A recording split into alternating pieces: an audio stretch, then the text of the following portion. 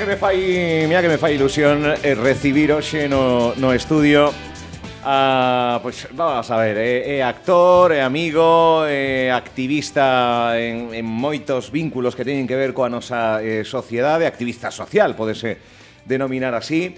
É un dos grandes da escena radiofónica recentemente, vinculado aos medios, a series, ao audiovisual. Rubén Ríos.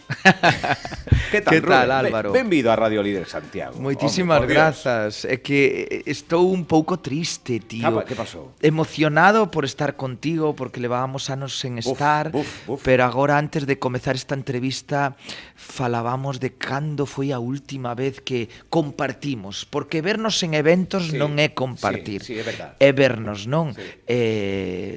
Pois ano 2012, 13. Polo menos. Meu Deus. Polo menos. 2014 marchei para as Canarias, bueno, pois un ano antes, dous, que seguramente que nos perdimos o contacto. Madre mía. A vida, non? E todo o que fixeches nestes 10 anos que nos perdimos a... Eu non mudei moito, porque radio, bueno, tal... Pero hai que estar aí, hai que estar aí. Hai que estar. Estar nos medios de comunicación e seguir avanzando hoxe en día que... É verdade. Dende fai 10 anos cambiou todo moito, hai que ir adaptándose, Álvaro. Certo. Sí, ao final eu estou nun momento moi bonito da vida, Álvaro. Teño a madurez que a veces é necesaria, con esa mistura de loucura, que creo que é risco, non? Ao final no noso traballo hai que ter pois un pouquiño de inconsciencia mezclado con un pouquiño de risco, sí, e un pouquiño de loucura controlada. Entonces, ao longo destes anos, pois fun mezclando todas esas cousas e a ecuación é que, bueno, hoxe en día pois teño un equipo fantástico que me coida moito, eu intento coidalos e creamos contido con compromiso, creemos que estamos nun momento da historia onde todo aquilo que facemos a través de contidos que creamos pois teñen que ter unha perspectiva social, porque estamos nun momento tamén cos contidos que se están consumindo e chegando á nosa xuventude, pois non son aqueles que máis aptos, por decirlo de algún xeito. Claqueta Coqueta é unha produtora, sí. Pero antes de falar do presente, a mí me gustaría, xa que temos a figura de Rubén Ríos, que é un dos grandes, agora mesmo moita xente estará dicindo, Rubén Ríos, nas redes sociais, empezaches en Luar. Sí, isto igual algún non ten a memoria suficiente, outros dirán, sí, acordo meu, que empezou en Luar. Que facías en Luar? Pois contacontos, ali empecéi cunha sección que se chamaba Trotacontos, entón eu iba a aldeas galegas e falaba... Ti xa estabas metido aí en escoitar Sí, eu creo que ao final todo o que eu levo feito un pouco relacionado tamén ca raíz das aldeas en Galicia e co rural é un pouco por o que me inculcaron a min, ao final... Eu creo que é fundamental ser agradecido. Que ano era isto en Luar? De que ano estamos a falar? Ano 2001, 2002, estaba aínda farruco, estaba de xurado do Rin de Rir, e por aquel entonces estaba un de Pontevedra contando chistes, e eu entrei nunha sección primeiro que era de contar chistes, despois gusteilles e deronme unha propia sección e aí arrancou todo. Porque ti xa viñas de onde viñas? Como para claro, porque un di que comeza en Luar, bueno, profesionalmente, un pouco a fama, que se ser un pouco coñecido, pero que viñas ti facendo e trotando para chegar aí? Eu viña de estudar previamente arte dramático en Vigo, e a min salvoume unha mestra, é dicir, Lidia, que agora xa podo dicir o seu nome, porque ata agora non o decía por unha prevención de que hai xente que sabes que non quere sair nos medios, non? Pero sí é certo que na hemeroteca eu sempre, en todas as entrevistas, nomeaba unha mestra que cando me expulsaron a min no centro de ensinanza con 13 anos por roubar libros na biblioteca do centro, uns 300, para decorar unha habitación que me regalara meu pai e miña nai. Espera, roubaches 300 libros da biblioteca? Isto pode ser o titular da entrevista. Roubei 300 libros? Sí? Sí, era unha mente creativa que non encaixaba no sistema, Álvaro. Entonces, bueno, pois para chamar a atención... Expulsáronte, Expulsaron unha semana do centro de ensinanza. 300? Pero como fixeches? Pois iba pouquiño a pouquiño, un día 3, outro día 4, outro día 5, e miña nai preguntoume un día: "Oye, Rubén, De tanto libro? estes libros todos?" E digo: "No, porque son o que mellor leo de clase, se non leía un carallo." Sí, sí, sí. Era para decorar unha habitación. Foi para decorar, para chamar a atención. Lembro que despois desta situación tan convulsa e demais, pois teño a imaxen de miña nai entrando por un pasillo longo con 3 sacos de libros, a pobre muller que non sei se lle doía máis o peso dos libros ou o peso de ter un fillo tan inconsciente que acababa de facer iso. Bueno, pero dis que isto ao final cambiouche tamén. Claro, aí cando eu volvín dese exilio dunha semana, había uns mestres que me xudgaban, outros que me dicían o que tiña que facer, o que non tiña que facer, e unha mestra acercouse a min e dixo: Foi esta que non me aches, "A ti que che gusta facer?" E ela viu que tiña un comunicador dentro e díxome, "Creo que tes un comunicador dentro, Rubén, vouche facer un exame en escrito de ortografía e se mo aprobas, a partir de agora che fago os exames en orais." E comecei a probar, non? Desde aquí quero mandar un alegato a esas mentes creativas que moitas veces as matemáticas, a historia e demais con isto non quero dicir que non sean importantes, pero que non nos interesan nada, cero, pero que temos cualidades para outras cousas e onde vemos un balón pinchado non vemos un balón, se o cortas cun coitelo poden ser dúas macetas, non? Entonces un pouco que lle damos... No, pero que importante isto que dis, porque é certo que antes, dun tempo a esta parte, nos que temos xa 40, 30 e pico para arriba, é certo que na educación era o estudio, todo o mundo tiña que pasar polo mesmo buraco. Sí. Claro, limitábante, coartábante, bueno... Oye, que aplauso para esta profesora. Sí, mestra, pero foi curioso porque é moi bonita a historia. Na pandemia, ela estuvo maliña, vale? Entonces, cando saiu, finalmente, pediulle á filla 3 cousas. E unha delas era tomar un café comigo. Hola. Entonces eu recibo unha mensaxe por Facebook, por privado: "Hola, son Lidia, se che digo quen son así, pero se che digo que son a filla de Lidia, a túa mestra, que nunca non me aches nas entrevistas, pero si fixeches foco no que fixera contigo, miña nai pediume isto." E dixenlle: "Vale, pois vou a poñer unha condición, que poida gravar esa xuntanza." E graveina. E gravaches, e depois fixeches moitos vídeos e moitas conversas durante a pandemia con xente interesante tamén. Sí, ao final eu vime encerrado na casa na pandemia como toda a xente, e houve unha cousa que a min me fixo un cambio total de mentalidade na pandemia. Como aínda non son pai, Álvaro, é unha pandemia, dime conta que era o pai de meus pais. E non estaba preparado para elo, sabes? Entón vin por primeira vez o Hermógenes e a Pacita con medo na mirada, e non sabía como falar con eles. Tiña respeto, porque me facían preguntas que eu non tiña, que non tiñan os políticos, que non tiñan os médicos, que non tiña ninguén naquel momento. Foi tremendo, sí. Sí, e meu pai, que é un home de xogar a partida, de televisión, nos informativos, despois ver algo, pois quixo apagar a tele, non a encendía, e levaba 3 días sin encendela, non? Entón dixenlle: "Pa, que pasa?" E dixo: "Va, de morrer tranquilo." Entón vime obrigado neses máis que obrigado, por amor, a entreter a meus pais, non? É dicir, crear entretemento, despois dime conta que nas redes sociais tamén había pouco entretemento pesas idades, non?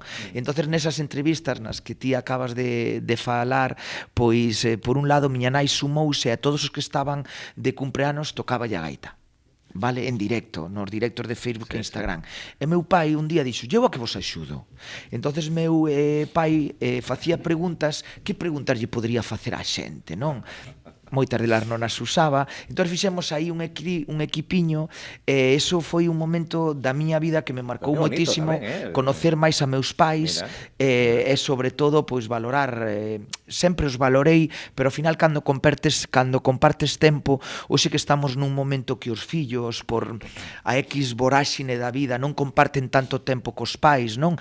A nivel de todas as idades, non? Creo que estamos, porque moitas veces decimos: "Non, é que cando a xente vai moi maior." Non, hai un desapego brutal, e creo que hai que crear contidos tamén para que ese apego se acerque, este máis presente, porque cando a persoa falta é cando moitas veces nos podemos dar conta de que tempo non invertido, e creo que é fundamental. Que interesante isto, un oco aí dese ocio para as persoas maiores que decidiron apagar a tele, porque a tele era monotema tamén, por aquel entón. Por lo tanto, sí que era unha venta maravillosa. Cando chega Libro de Familia? Pois Libro de Familia chega cun casting. Eu traballaba moi cerca da rúa na que tú me estás entrevistando hoxe. Traballaba en Plaza de Galicia, Sí. en Pizzamóvil. Xa se pode facer publicidade porque xa desapareceu esa marca. Ti estabas en Pizzamóvil? Sí, eu estaba traballando aí. A pizza e Sí, tal. repartidor, despois pisero, porque Vale. por o clima me afectaba moito andar na moto as amígdalas, e, bueno, chega un casting, paso ese casting, vale? Va, un pequeno papel e tal, cambiou má vida, 10 anos, Álvaro. Dicir, 10 anos onde aprendí moitísimo, onde tiven a sorte de traballar con todas as persoas e actores e actrices que xa coñece moita da audiencia, e que bueno, tiven a sorte de estar case todos os días durante 10 anos, sin ser sábado e domingo, porque era cando se renovaba 3 temporadas, en 3 temporadas, Sí. pois a sorte de aprender e de coñecer o medio audiovisual entre bambalinas. Nese tempo tamén dirixín 2 curtametraxes que levaron Sendos Mestre Mateo, e, bueno, aprendí moitísimo, e aí neses 10 anos aprendín por onde quería enfocar un pouco a miña marca. Foi ese ir aprendendo, pero tamén ir a medio longo prazo collendo experiencia para xa ir desenvolvendo outros proxectos. Claro, porque é que eu antes de actor fun emprendedor. Por que? Porque eu criei-me nunha familia de emprendedores. Meus pais foron cunha maletiña a Suiza, volveron, crearon a taberna da aldea, a carnicería, o supermercado. Entón, eu recordo decir antes do nome de papá e de mamá, decir Ausín, que era o cliente de meus pais da taberna que sempre estaba na esquina da barra, non? Vale. Entonces criarte detrás da barra dun ultramarinos, márcate. Entonces a raíz de aí ese emprendemento que me inculcaron meus pais, meu irmán, pois eu sempre o tive en presente. Entonces cando estás 10 anos nunha serie, hai un momento no que eu cheguei a aburrirme, me explico, vale? É dicir, ao final creas un personaxe que é moi bonito de crear, pero chegou un momento que me din conta que estaba nesa serie nunha parte por a economía que me estaba trasladando, claro. Pero que a realidade... Claro, que todos os días facendo todo mesmo, que nos pasa a todos, pero neste caso tamén, sobre todo cunhas idades onde un quere... Claro, e min tocoume entre os 23 e os 33, sabes, efervescencia e demais. Entón estou moi agradecido a ese proxecto, a todos os compañeiros e compañeiras e os que apostaron por min, pero chegou un momento que eu sentía que non estaba creando, que só estaba executando, non? Vale. Entón aí no 2007, 5 anos despois de empezar, despois de empezar Libro de Familia, creei a miña produtora Claqueta Coqueta, e, bueno, hoxe creamos contidos moi bonitos, moi necesarios, desde que vou dicir eu. Cal foi o primeiro que Claqueta Coqueta puxo en marcha? A curtametraxe Coseré Cantaras, o segundo Mestre Mateo que recibín. A Deus Edrado aínda non estaba Claqueta Coqueta, foi ese proxecto no que arrancamos, e sobre todo o grande xa no 2014 o documental e a curta vida, que foi candidato aos Goya, e que de aí creamos un método, o primeiro método en Europa que utiliza o cine como ferramenta de inclusión social e laboral para colectivos vulnerables. Vimos de traballar durante estes anos con discapacidade intelectual, saúde mental, violencia de xénero. Agora arrancamos, que xa acabei de rodar, un documental sobre a saúde mental e o suicidio, xa que 10 persoas no noso país deciden, importante, non de deixar de vivir e sacarse do medio, que este é un dato importante, deixar de sufrir. Entonces, pois estamos nese traballo, teño un equipo de persoas fantástico que me coidan moito e que eu os coido a eles. Vou abrir unha paréntese. Sí, podes. Espectacular traballo. Cerro paréntese. É que acabas de... podemos dicilo. Sí, di. Acabo de ver un tráiler, pero é espectacular. Grazas. Espectacular polos protagonistas, espectacular por como se mostra a propia fotografía. Bueno, non quero decir nada que non queiras decir ti, pero é espectacular, é completo, é fundamental, é necesario, porque moitas veces tamén os medios de comunicación o vemos, sobre todo que hai un protocolo preciso para as noticias que teñen que ver con suicidio, non para outros temas, non para outros asuntos, pero co tema con suicidio temos un protocolo bastante marcado, que si non é bo, que si é bo falar, que si é... Entón, este docu me parece tan tremendo, de profesionais por un lado, de xente que tentou quitarse a vida, rostros coñecidos que tamén teñen o valor de dicir, a min pasoume isto. Espectacular, Gracias, Bueno, claro, está finalizado.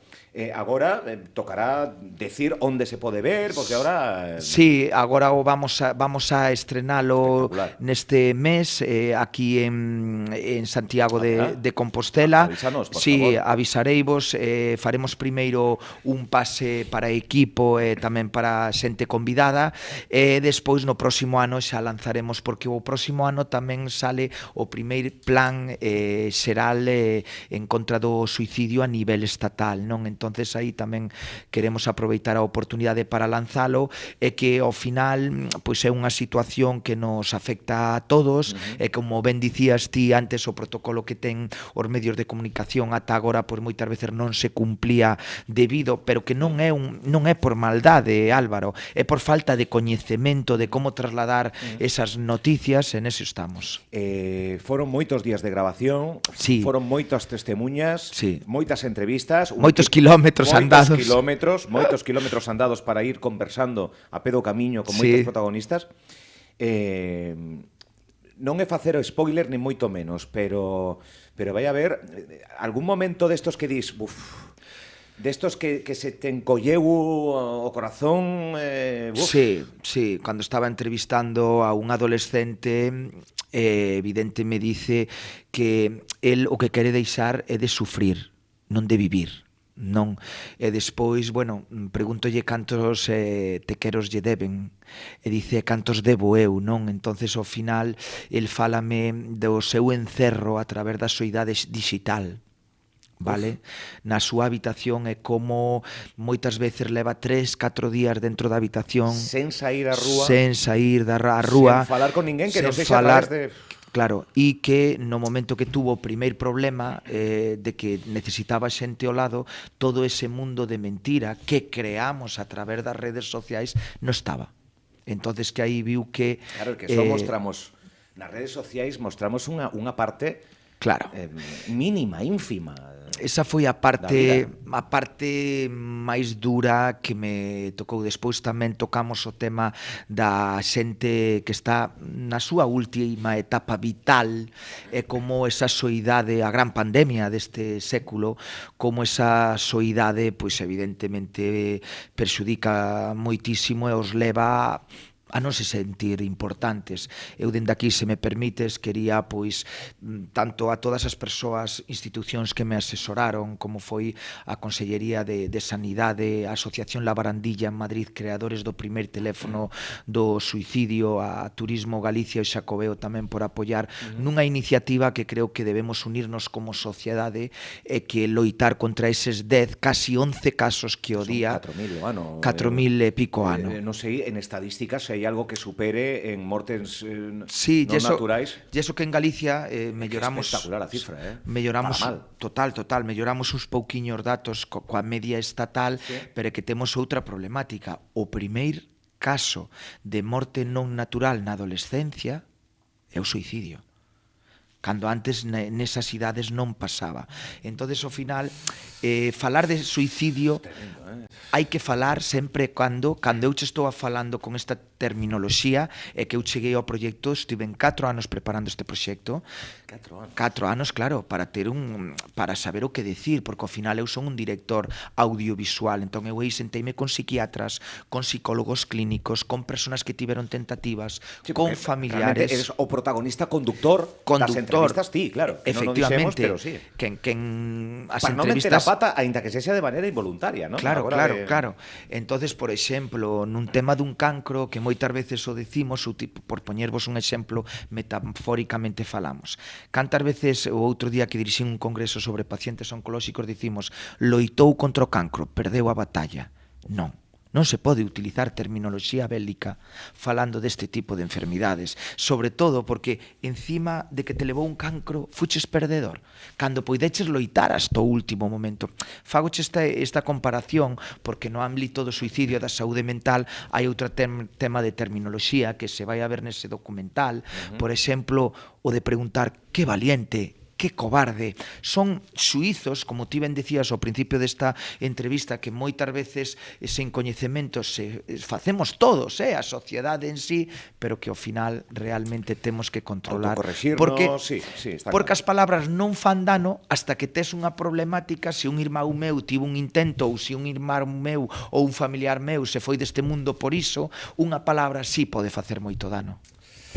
Claro, cando rotulamos en Facebook, na retransmisión que estamos facendo desta entrevista nas redes sociais, actor e activista social, é un termo que co paso do tempo, e sobre todo máis recentemente, aínda que se perdera a figura de actor, entrevistador, comunicador, ao fin e ao cabo, que é Rubén Ríos, entre outras moitas facetas, cousa que se organiza festival, que aí está Rubén, tirando para a terra sempre, nominado a premios, gañando premios, pero isto de activista social me parece que hai que loar, non? Hai que darche a noraboa por levar pois as diferentes plataformas, as televisións, o cine, as redes sociais, hoxe a entrevista a estes temas e outros moitos que fuches poñendo en valor, porque son temáticas que quizáis non sexan tan poéticamente bonitas para recrearse, pero que son moi necesarias. Sí. Non é entretemento en sí mesmo, pero é que é endulcificador ver un docu dos que faz, tío. É que eu busco nun momento da miña historia profesional, dime conta que, con todos os respetos, que teño compañeros que a través da comedia, a través de outros proxectos, fan un traballo de entretenimiento brutal. Sí, a mensaxe pode se lanzar desde calqueira tipo de... Pero eu nun momento... Pero ti vas cru, Sí, gústame trasladar esa realidade, evidentemente sin pornografía sentimental, sin sensacionalismo, escoitando o colectivo, porque aquí é importante, porque moitas veces acercámonos ao colectivo, pero contando a visión do director ou da directora. Vale, nos aquí, que hai despois outros proxectos tamén fantásticos. Ti dixes tamén este capítulo do suicidio do documental? Sí, o diriso e o presento. Entonces, realmente, cando te acercas a un colectivo así, hai que empaparse, hai que convivir co colectivo. É que quere gritarlle ese colectivo ao mundo, non? Porque se eu saco esa película dende a visión do director, eu teño as ferramentas audiovisuais porque me formei para isto, pero como o queren contar eles? Que queren transmitir ao mundo? Entón, para min é fundamental aí priorizar máis que a miña visión, a visión do colectivo, que é un pouco onde nos diferenciamos. Unha peli con actores e actrices, aínda que se poñan na pel, pero neste caso son os protagonistas os que falan. Efectivamente. Que é o que o diferencia.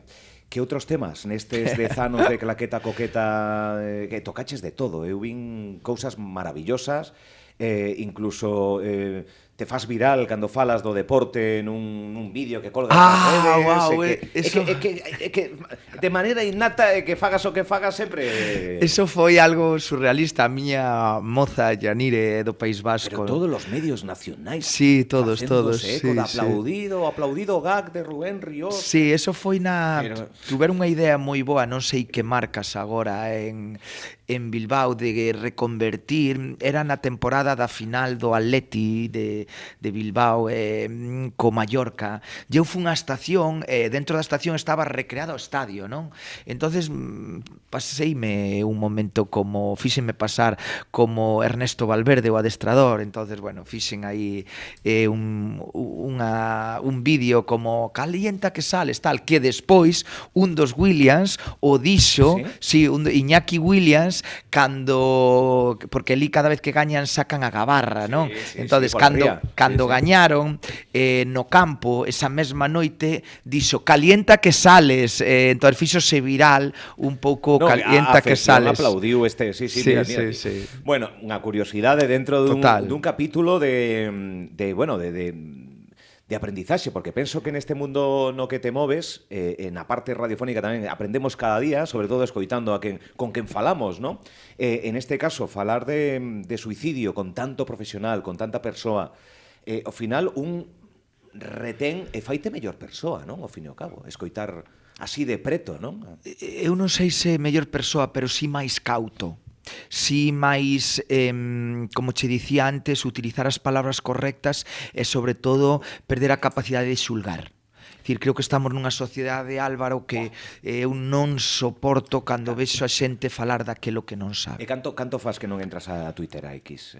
Eu entras? Moitísimo. Xa levo moito sen entrar a Twitter. Se non toleras moito iso, Non. falar por falar, o comentario brusco, grosso, dende anonimato. Claro, e iso fainos... Bueno, unha das cousas que acabas de dicir agora mesmo é unha das causas tamén de saúde mental, pois complicado, non? Moita xente que todo ese tema das redes sociais por lle dá unha verosimilitude e unha trascendencia a nivel interior e persoal que lle causa moito dolor, non? Entón, ao final, eu creo que o que me axudan todos estes proxectos é a sentirme moi a gusto comigo mesmo, eu chamolle egoísmo positivo, e sobre todo conectar vocación con misión. Creo que conseguí no seu día, gracias a Luar, a Televisión de Galicia, a proxectos como Auga Seca, o libro de familias series nas que estuve en Matalobos, pois aí coñecín a técnica e despois nun momento da miña vida conectei no ca miña vocación e iso é o que estou levando a cabo. E agora radio. Agora radio. Pero bueno, aí aprendendo de profesionais como a ti, que levades moitos anos. Levamos uns cantos anos, pero ti tamén levas as noites, non? Sí. Bueno, madrugada non, 12 da noite. Sí, na medianoite. Sí, pues, Radio Galega, Radio Pública. Radio Galega, de 12 a 1. Pois, bueno, eu todas estas vivenzas que che estou contando a nivel social... quería leválas a radio. E aparte radio do que estamos falando. É que admiro moito a persoas como a ti tamén, que saibas que cando vin varios vídeos de radio, de persoas como Toñito de Poi que facía radio, como a ti, días antes do meu primeiro programa. Cho podo asegurar. Sí, cho digo sinceramente, non cho digo... Antes do primeiro... Antes do 2 de setembro... Levas 2 meses, setembro, outubro e novembro. Sí. Tres. Dendo 2 de setembro, pois cando me deron o programa que asinei, pois empecé a ver referentes da radio que xa me entrevistaran e demais, entonces un pouco para ver o enfoque que eu lle quería dar ao programa, porque contido teño moitísimo. Nós o que facemos en Seres... Son Seres. Seres é como se chama o programa, entrevistamos a persoas que creemos que teñen un compromiso social interesante a través dos seus proxectos, porque si é certo que estamos nun momento que a profesionalidade para min está sobrevalorada. Creo que debemos ser, sí, vos profesionales, pero tamén que compromiso social podemos ter, neste caso, ca sociedade, non? Entonces aí, pois, veño de entrevistar a Albert Espinosa, a Vicente del Bosque, agora en breve entrevistarei ao médico Diego González Rivas, e despois tamén a xente anónima, porque non só a xente pública que ten máis foco ou pode ter como teño a sorte de ter un micrófono diante de trasladar as nosas historias, senón esa xente anónima, pois que na súa aldea, pois que creou pois unha asociación cultural que traballa contra a soidade dos maiores, unha asociación cultural, outro día entrevistando a Branco Peiro, que sabedes que foi uns dos que puxo a música en Gladiator 2, non? Falaba con el e dicía, este rapaz pois apoyouse moito no asociacionismo juvenil e musical para estar hoxe onde está, que percorre todo o mundo con conciertos e instrumentos que ninguén sabía que existían, non? Entonces digolle, que nos salvou? A mí foi unha mestra, e el dicía que o salvara a música que lle poñía seu pai, ou esas gaiteiradas no bo sentido da palabra, esas pandereteiras, esa tradición do fin de semana que se sigue facendo en Galicia e que debe seguirse facendo porque salen estrellas como a Branco Peiro e outras moitas. Todas. Bueno, pois un recuncho para algo tan necesario que poñer corazón a radio, en este caso, pues con un espazo que na Radio Galega de luns a xoves. De luns a xoves, ás 12 da noite. Con Rubén Ríos e compañía. Que se nos acaba o tempo, pues pero que a min gustame falar con Rubén Ríos, me gústame. A min contigo. Que lle dixo, oye, temos que facer unha entrevista, sobre todo cando coñecín que empezabas co proxecto radiofónico e demais, que foi pois esa linterna que se encende. Pois mira, temos o motivo para poder falar, aínda que, bueno, sobraban motivos suficientes para, e sobre todo, coñecendo este último proxecto sobre o suicidio, que penso que unha vez que se estree vai ser vais a falar moito del para ben, ou seja que un inmenso honor ser testemunha dese mini vídeo que me mostraches dese tráiler que é espectacular. E que máis? Seguimos no camiño. Que moitas gracias por a vir. A ti, Álvaro. Que gracias, aproveitando que ves por Santiago de Compostela, que me dixeras, que vou estar en Santiago, que temos que esa entrevista pendente. Graciñas, que me alegro moito de verte tan ben. Grazas. De que os teus proxectos teñan tanta luz, e sexan tan positivos para a sociedade que hoxe temos aí medio debilitada por todo o que estamos a falar de redes, de odios e de trifulcas. O sea que ser de luz. Nada. Rubén Ríos. Gracias a ti, Álvaro, que sempre estiveches para todo e durante o meu proceso vital nos primeiros momentos era cando tamén me chamabas e demais, que agora é máis fácil, pero nos primeiros momentos sempre que petei na túa porta sempre abriches. Primeira entrevista con Óscar Veña. a Radio Líder. Veña. Graciña, Rubén Ríos. Grazas. Grazas.